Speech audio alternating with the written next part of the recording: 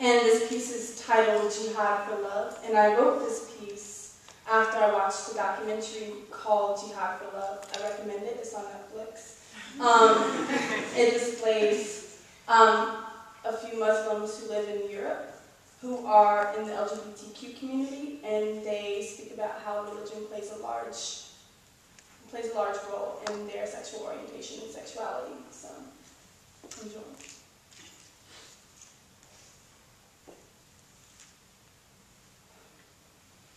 Protect us from committing acts you won't forgive. Help us remove this desire and replace it with love. Let us die as Muslims. Amen. Two lovers take their small hands into one another, folding like bodies in shame. Two lovers pretending as if their souls are clouds of smoke instead of spirits. They vanish in Muslim crowds, two lesbians afraid of the name. Religion, taking a spear to what they shall not speak of, what they shall not do. They shall not ever love another woman. Gay Muslims are told to pray for forgiveness and their disease will disappear. Let Allah be the judge of homosexuality by the end of the day. Jihad means struggle. 1. Muhsin, he asked his children, if gay people shall be stoned to death. Father, his son says, yes, because the Quran says so. And if you were to be stoned to death, Father, I would pray that you die just by the first stone. Anything so you die quickly. Anything so you not get the death sentence, Father. Anything so you die quickly in the name of Islam, 2.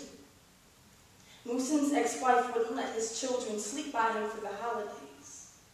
The schools asked him to resign from teaching. He fasted 80 days every year and was prepared to die.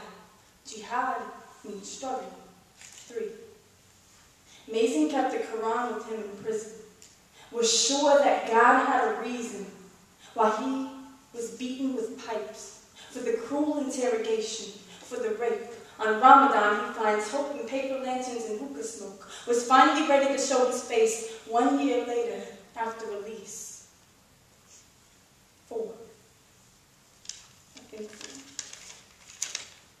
In Egypt, Sana sings outside of her window in France, facing the sunlight as if it was her judgment day, repeating what she will tell God. God, I have loved a woman, and it was not a sin. My loving a woman caused no one harm. My God, I only loved. 5.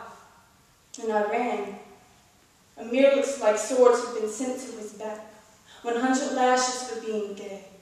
The judge says the physician will tell his diagnosis. The judge says that Amir disgraced his father's name. He shows his t-shirt written with blood to his mother. She holds the Quran over his head for protection. 6. Thousands of Muslims in Europe, refugees fleeing from their countries, fleeing from humiliation, fleeing from their struggle in hopes to find love that brings them back their peace.